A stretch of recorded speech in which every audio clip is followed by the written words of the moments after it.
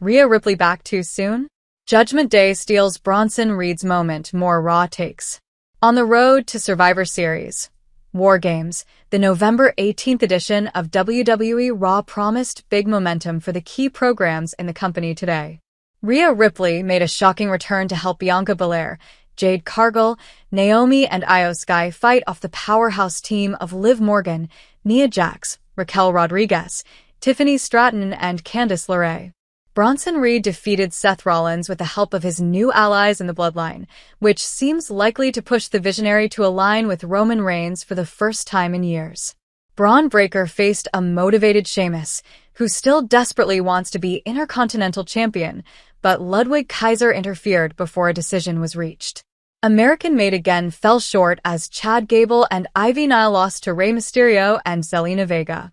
This was a solid night of action that clearly established the WarGames matches on the horizon. WWE can't let Rhea Ripley return ruin Iyo Sky's push. Rhea Ripley is back, but it feels too soon. While the women's division needs top-end talent, her appearance on Monday immediately negated any opportunity Iyo Sky had to stand out as Liv Morgan's primary rival. The rivalry between Morgan and Ripley has taken up so much focus of the women's division that it's left Raw struggling to create new stars.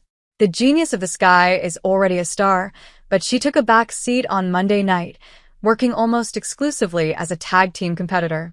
Sky should be the one to dethrone Morgan, and the goal of the Raw women's division should be to hype up the possibility of her taking down the champion. Instead, Ripley will likely return to the top spot, making any challenge to Morgan before another match between the rivals meaningless. Stop wasting Chad Gable. At first, each new development with the Olympians seemed to answer the last question, but ultimately nothing was solved. The leader of American Made is now in the same position he was leading American Alpha in 2022, perhaps worse. At least he was a champion briefly during that time. The Creed brothers and Ivy Nile aligned with Gable later than anyone expected, and it already feels like American Made has lost all steam as a heel unit. A feud with LWO is hardly the missing element that can get the group back on track.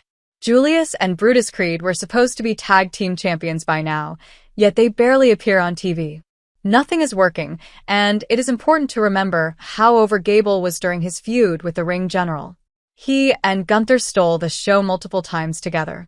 If WWE does not have a plan to get Gable to the Intercontinental Championship and the Creed brothers to the World Tag Team Championships by early 2024, it will be a complete waste. Braun Breaker hit a bump in the road when he lost the Intercontinental Championship to Jey Uso, but since regaining the gold, recent weeks have arguably been even worse for the champion. He has lounged backstage, waiting for contenders to emerge. Luckily, Sheamus has arrived, and he brought one of his best recent rivals, Ludwig Kaiser, with him. The Celtic Warrior is 46 years old and working at the tail end of his career, but he is still putting on some of his best performances. He has made it a clear mission in recent years to win the Intercontinental Championship. It is the one WWE title that has eluded him. He and Breaker have obvious chemistry in the ring that could extend in 2025, especially with Kaiser getting involved. Breaker has rarely worked with two workers as talented as Sheamus and Kaiser in WWE. He will make the most of the opportunity and elevate his standing alongside them. Others on the roster, such as Chad Gable, Pete Dunne, and Dominic Mysterio, should use the next couple months to elevate their own game to step up as future challengers for Breaker as well. The roster is too stacked for any division to feel shallow. The Intercontinental Championship scene should be one of the most competitive in all of WWE. Bronson Reed's big victory overshadowed by the Bloodline.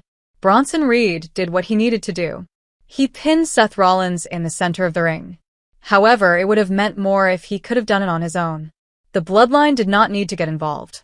Breaker versus Rollins does not have to associate with the Bloodline angle, but even if this was inevitable, Mr. Nice Guy should have been allowed to win on his own merit. He earned the chance to be seen as a top heel who can do it on his own, especially since he will not be associating with Solo Sikoa and his group beyond the men's WarGames match at Survivor Series on November 30th. One wasted opportunity could spiral into further struggles unless Reed is allowed to show out inside WarGames.